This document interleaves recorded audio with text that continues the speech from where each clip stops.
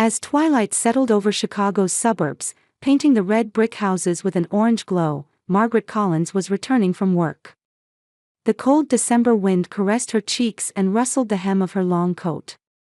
As she left the glass doors of the accounting firm, her colleagues called out, "Have a good weekend." She smiled and waved back. At the office, she was a respected senior accountant, admired by her colleagues. But at her parents' home, where she was heading, she would become almost invisible. Climbing into her stylish sedan, Margaret sighed. Ever since the text invitation to Sunday family dinner arrived, she hadn't been able to shake her melancholy mood. "Here we go again," she muttered. Richard and Eleanor's evening of Vanessa worship. Margaret referred to her parents by their first names in her mind. After years of receiving cold stares since childhood, she had learned to create psychological distance. Meanwhile, her sister Vanessa was always called our treasure. As she entered the quiet residential area of North Terrace, lined with impressive homes, the most striking white two-story house came into view. Margaret felt her heart rate increase. Vanessa's brand-new Mercedes was already parked in the driveway. Of course she's here first, Margaret thought. She took a deep breath before pressing the doorbell, preparing herself mentally. Eleanor opened the door, with her perfectly set hair and understated but expensive jewelry. A former nurse, she was now known for her local charity work. "Oh, Margaret. You came," Eleanor's voice lacked enthusiasm. Her tone was like greeting a neighbor or distant relative. "Good evening." Do you know some people earn over $10,000 a month just by posting Reddit stories on YouTube? No face, no voice, just a laptop. I do it 2 link below if you're curious. Margaret tried to maintain her smile. Lively laughter echoed from the living room, Richard's deep chuckle mingling with Vanessa's vibrant voice.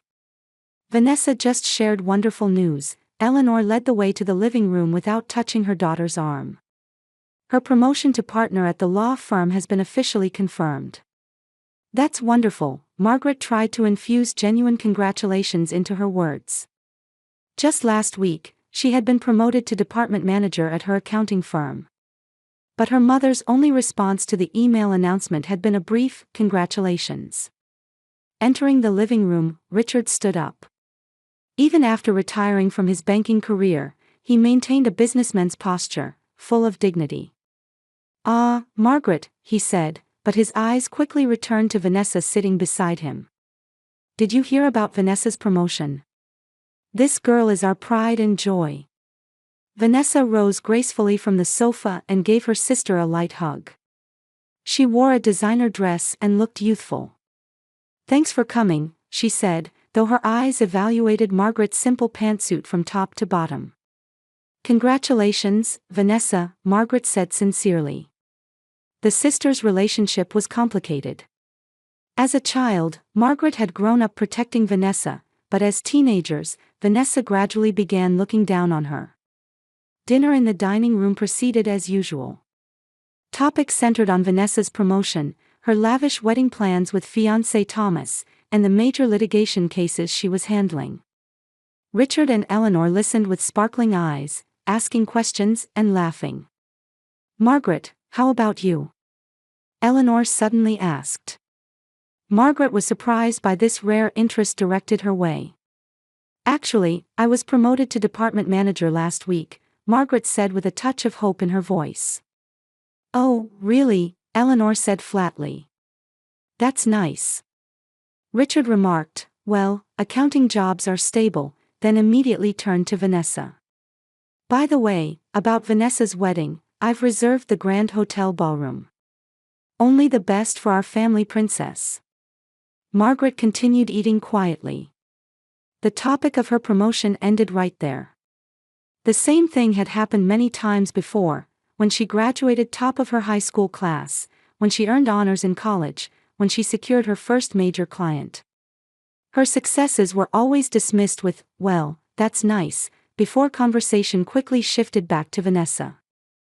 "I can help with your wedding preparations," Margaret offered. "I recently helped with a friend's wedding, so I have some experience." "Oh, Margaret," Vanessa smiled slightly. Thank you. But we've hired the best wedding planner, so we're fine. Besides. She paused as if choosing her words carefully. You're still spending your time as, well, an ordinary accountant. Planning a glamorous wedding isn't really your domain. Vanessa, Eleanor lightly scolded, but her eyes were smiling. Margaret maintained her smile while feeling deeply hurt inside. She should be used to her family's words by now, but each time added a fresh wound. By the time dessert was served, Margaret was quietly planning her escape route. I should be going now. I have work early tomorrow, she said. Already? Richard said disapprovingly. We were just about to hear about Vanessa's honeymoon plans. I'm sorry, we'll catch up next time. Margaret stood up. Vanessa, congratulations again. Only Eleanor came to see her off at the entrance. Margaret, she said as she handed her daughter her coat. You should take better care of yourself. You're a good girl, but you should. She paused as if searching for words.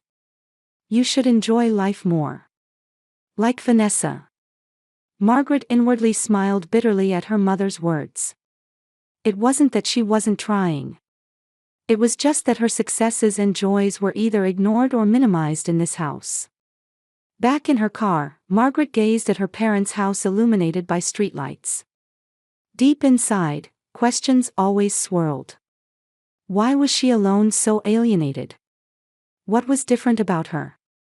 2 days before the wedding, Margaret stood at the entrance of an elegant country club. The venue for Vanessa's rehearsal dinner was appropriately dignified for the Collins family, princess. The stone building surrounded by trees exuded a majestic atmosphere in the evening light. Margaret took a deep breath before opening the door. She had chosen a simple but elegant navy dress and styled her hair more carefully than usual. Today, at least, she wanted to appear presentable as one of the guests celebrating her sister's special day. Entering the hall, dozens of guests had already gathered. The sound of sophisticated conversation and laughter filled the air as they held champagne glasses. Margaret looked for her parents. Richard and Eleanor were chatting with Thomas's parents. Margaret, glad you could make it, Eleanor acknowledged her daughter, though her eyes were already looking over Margaret's shoulder, anticipating the next arrival. Sorry I'm late. Work ran long, Margaret apologized. It's fine, Eleanor said lightly. Vanessa hasn't arrived yet. She and Thomas were having a special couples treatment at the spa. After some small talk, Margaret headed to the bar. As she received a wine glass, she heard a voice behind her. Are you Margaret? Turning around, she saw 3 women in elegant dresses. She immediately recognized them as Vanessa's friends. Their faces showed curiosity rather than friendliness. Yes, good evening, Margaret smiled. We're Vanessa's friends from college, one woman said. I can't believe you're her sister. Vanessa always acted like an only child. Margaret's smile froze. We didn't spend much time together. Vanessa was always so talented and charismatic, another woman said. From what I've heard about you, you're. She hesitated for a moment as if choosing her words. More of the plain type. Margaret didn't know how to respond. Fortunately, at that moment applause erupted, and all eyes turned to the entrance. Vanessa and Thomas had arrived. Vanessa wore a pure white cocktail dress and literally glowed. She placed her hand on Thomas's arm and smiled at the guests like a movie star. Richard proudly rushed to his daughter with open arms. Our family treasure has arrived, he announced loudly, drawing warm laughter from the crowd. As the night wore on, Margaret spent most of her time in a corner of the room. All the toasts, touching speeches, and reminiscences revolved around Vanessa. Her parents talked about Vanessa and Thomas's future plans, their new home, and their hope to hold grandchildren soon. Margaret quietly observed, smiled, and applauded at appropriate times. Her presence was like a shadow caught in a family photograph. On the wedding day morning, Margaret woke up early and headed to the venue. Though she hadn't been chosen as a bridesmaid, she hoped to help with something at least. Arriving at the luxurious church, the bridal preparation room was already buzzing with activity. Vanessa sat in a chair, surrounded by busy professional hairstylists and makeup artists. Eleanor and Vanessa's close friends were chatting animatedly while drinking champagne. "Good morning," Margaret called out, and a momentary silence fell. "Margaret, you're early," Eleanor said. "But everything's fine," proceeding smoothly. "Is there anything I can help with?" Margaret asked. "Thank you, but that's not necessary," Vanessa answered through the mirror. "The planner has arranged everything." Margaret just smiled and stood in a corner of the room. The conversation returned to the topic before her arrival, and her presence seemed quickly forgotten. Before the ceremony, family photos began. As Margaret approached, the photographer waved her away. "Excuse me, this is for family only." "I'm her sister," Margaret said quietly. "Oh, Margaret," Eleanor interrupted. "Right now we're just taking photos of the bride's parents and groom's parents." "You can." She thought for a moment. "Take individual photos later." But later never came. The photo sessions continued one after another, and Margaret was never called. Bride with parents, bride with attendants, both families. All combinations were photographed, but Margaret didn't appear in a single one. The ceremony proceeded solemnly. Margaret sat at the edge of the relatives section, watching her sister begin a new chapter in life. Her emotions were mixed, happiness for her sister and pain at not being recognized as a member of this family. The reception was held in a luxury hotel ballroom. Margaret looked for her name on the seating chart. She wasn't at the main family table but assigned to a distant table with distant relatives and company colleagues. As the night progressed, champagne and wine flowed, and the atmosphere grew merrier. The dance floor was crowded, and Richard had finished several whiskeys. His cheeks were flushed, and his walk slightly unsteady. At the buffet table where Margaret had stopped for a light snack, Richard approached her. "Margaret," his voice was louder than usual, causing people nearby to turn around. "Still alone today? When are you going to bring a boyfriend? Look at Vanessa.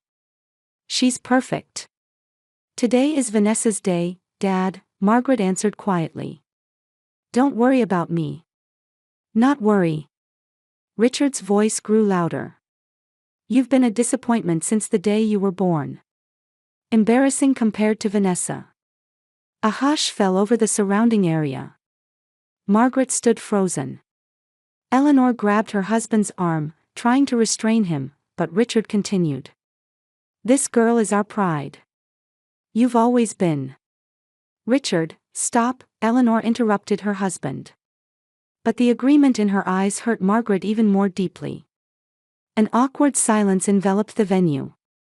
Tears welled in Margaret's eyes, but she desperately tried not to show them. Thomas shifted uncomfortably in his chair. "Richard," Eleanor called her husband's name, but there was no intention of opposition in her voice. Vanessa laughed to break the tension. She winked at her new husband. She never could read the room. Margaret slowly placed her napkin down.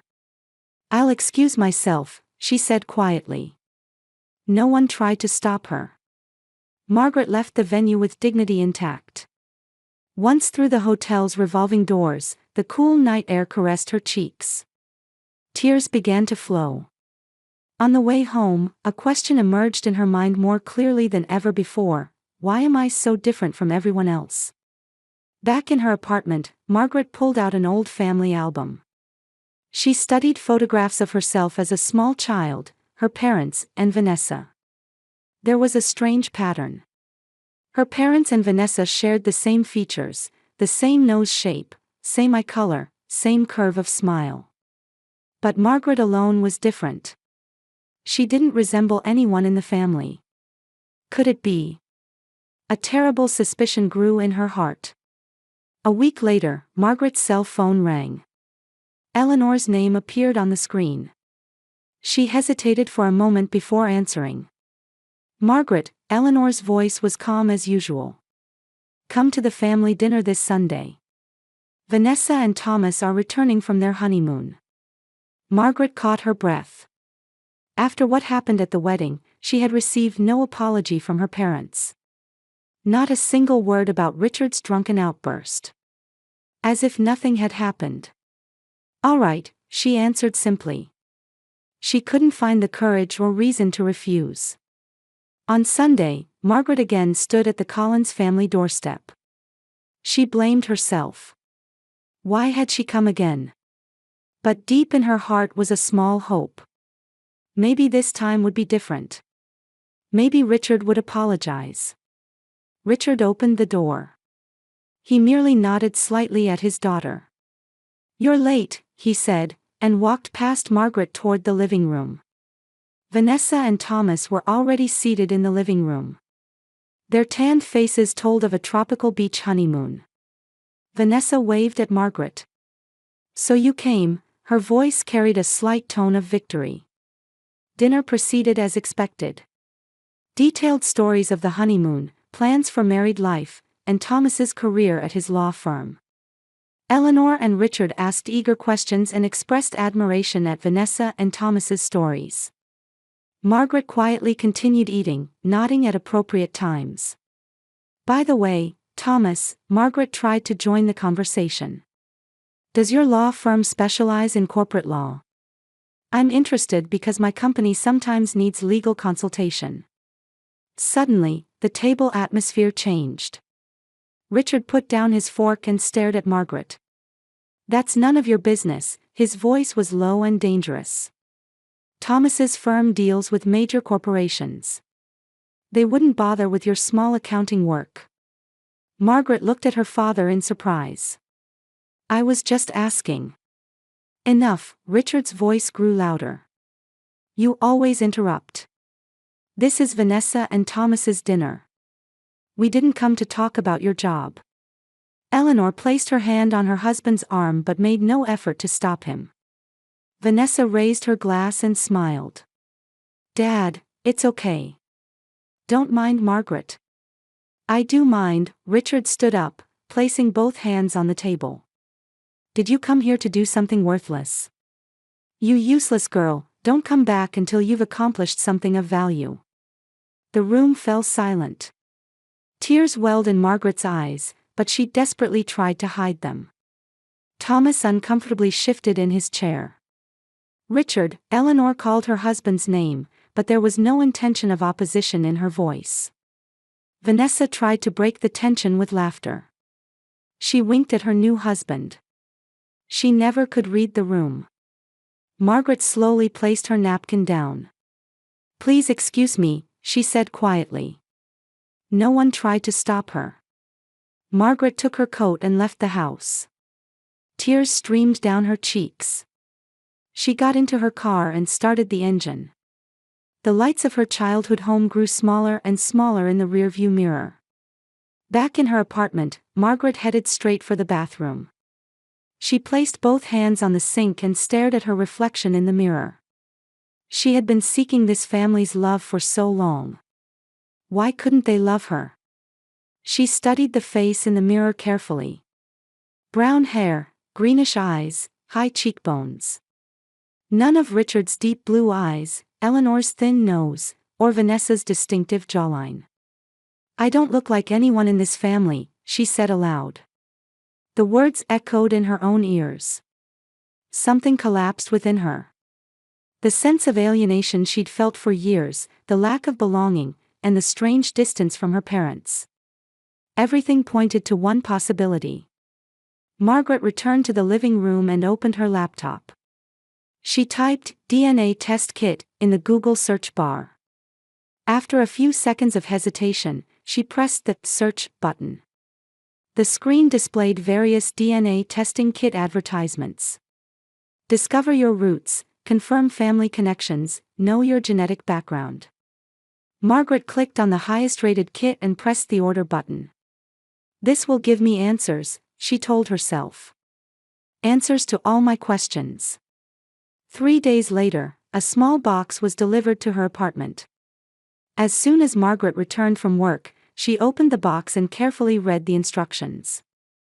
The procedure was simple. Collect a saliva sample, place it in the provided tube, and return it in the enclosed envelope. She followed the instructions and collected the sample. As she placed the tube in the envelope, her hands trembled. Once mailed, there was no turning back. The truth would be revealed. Did she really want that? After a moment's hesitation, Margaret made her decision.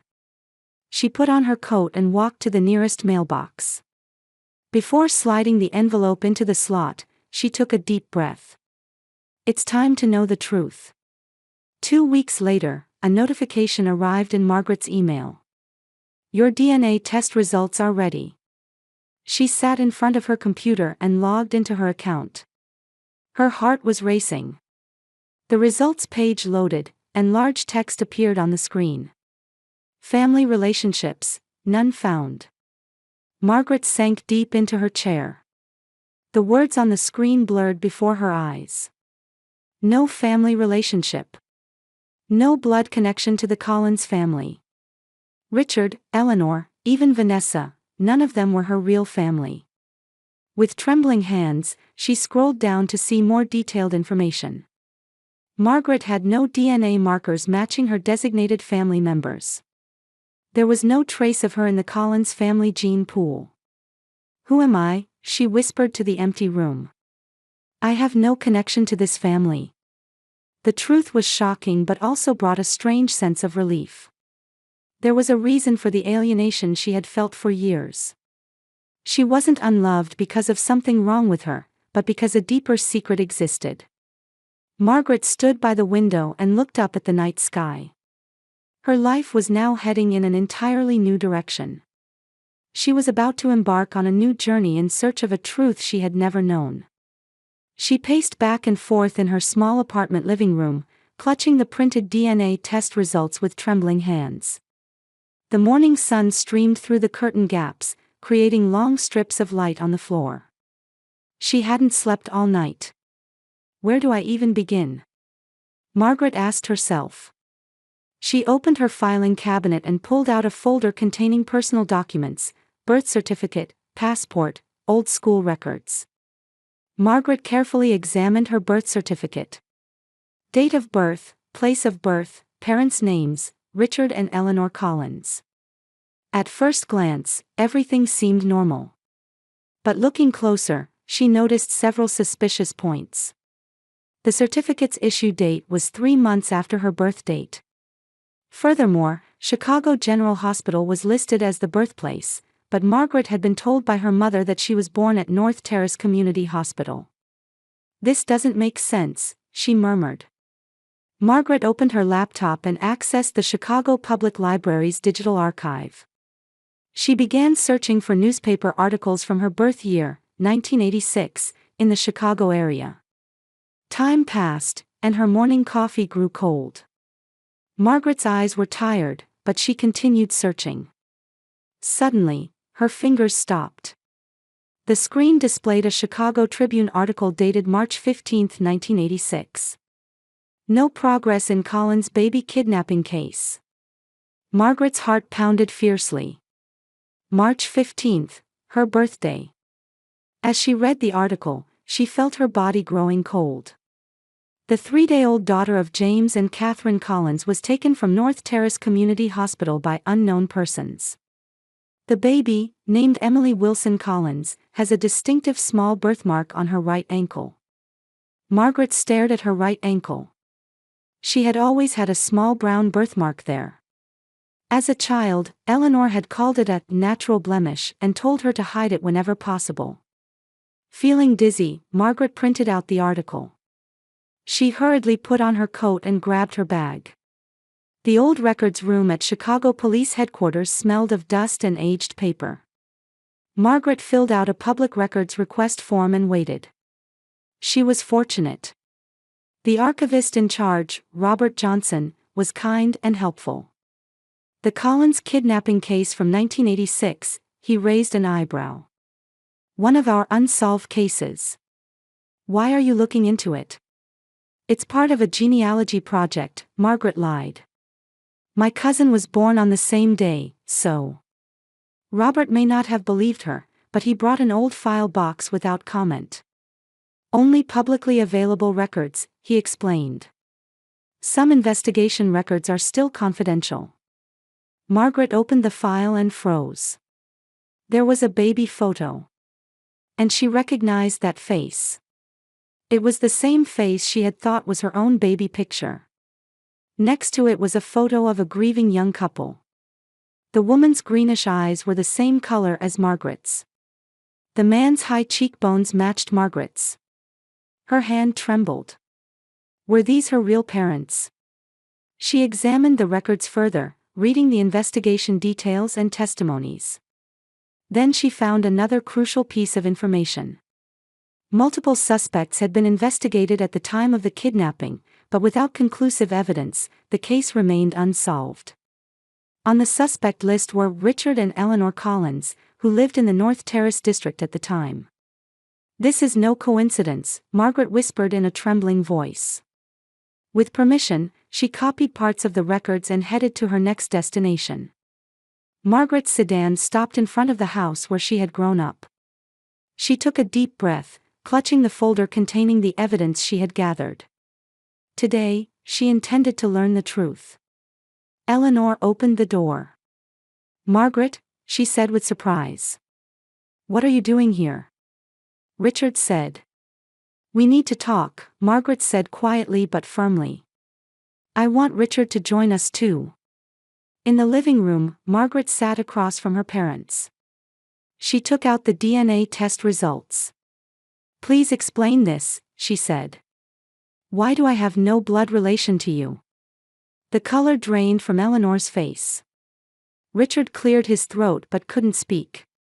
And this too, Margaret spread out the newspaper article and copied police records. Emily Wilson Collins. A baby kidnapped on March 15, 1986. My birthday. A baby with the same birthmark on her right ankle as mine. This must be some mistake, Richard said in a low voice. But his eyes reflected fear. It's not a mistake, Margaret replied quietly. You kidnapped me, didn't you? And forged my birth certificate. Why? After a long silence, Eleanor began to cry. Richard, we can't hide it anymore. Richard sighed deeply. We wanted a child, he began. After years of fertility treatments with no success. Then we saw you at a shopping mall. No one was watching. It was impulsive. You were so adorable, Eleanor continued tearfully. We thought we could be good parents. Give you a wonderful life. But then Vanessa was born, Margaret said. You unexpectedly had your own child. Richard nodded in silence. And your affection for me faded, Margaret's voice was calm, but her eyes were filled with sadness. Once you had your own real child, you didn't need me anymore. That's not true, Eleanor said weakly. But her eyes were fixed on the floor. Margaret stood up. I'm going to report this to the police.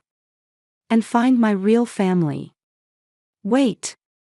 Richard jumped up anxiously. Isn't there something we can do?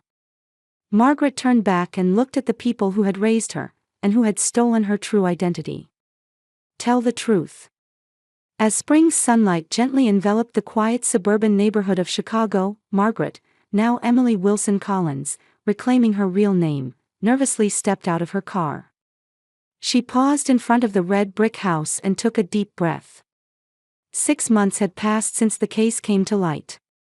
Richard and Eleanor had been arrested for kidnapping and identity forgery, and were currently on trial. Shockingly, Vanessa was also under investigation as an accomplice for knowing and concealing the situation. But today, Emily's mind was filled not with those matters, but with the people she was about to meet, her real parents who had been searching for her for 39 years. The door opened, and an elderly man and woman appeared. Tears glistened in James and Catherine's eyes. Emily, Catherine said in a trembling voice. It really is you. There was a moment beyond words. Then the three shared a long embrace, filled with 39 years of loss and love. In the living room, Emily's brother and sister were waiting. Matthew and Sarah had been 3 and 2 years old, respectively, when their sister was kidnapped. They warmly welcomed the sister they had only known from photographs. "We talked about you every day," Catherine said, holding her daughter's hand. "Every birthday, we made a cake. Because we believed you would return someday." Tears welled in James's eyes. "We never gave up searching. Even after the police scaled back their investigation, we continued hiring private detectives. But there were no leads." The family opened photo albums, showing Emily pieces of her own life she had never known, photos taken right after her birth, the room prepared for her, and toys that had been carefully preserved even after she disappeared. "For 39 years, we kept praying," Catherine said. "That you were safe and loved." Emily smiled bitterly. "I was safe, but as for being loved..." She told them about her life, growing up in a cold environment, always feeling different. The rejection after Vanessa was born. And how a DNA test had changed her life. "The pieces of the puzzle of my life finally fit together," Emily said. "There was a reason for the lack of belonging I felt for years." During the trial, more shocking facts came to light. Richard and Eleanor had used Margaret as a source of income. Much of her salary was collected under the name of family expenses, but was actually used for Vanessa's education and living costs. Moreover, they had deliberately treated Margaret in ways that lowered her self-esteem, manipulating her to remain financially and emotionally dependent. "But that's over now," Emily smiled at her family. "I'm starting a new life." She had taken a new position at work, begun using her real name, and most importantly, established an organization to support families searching for missing children. "I hope my experience can help others," Emily explained. "Everyone has the right to know the truth." At dusk, they held a small barbecue party in the Wilson family's backyard. Emily talked and laughed with her newly found siblings, trying to make up for 39 years of lost time. She raised her glass and proposed a toast. "Love and respect, not blood ties, make a real family," she said. "I've learned that from both sides."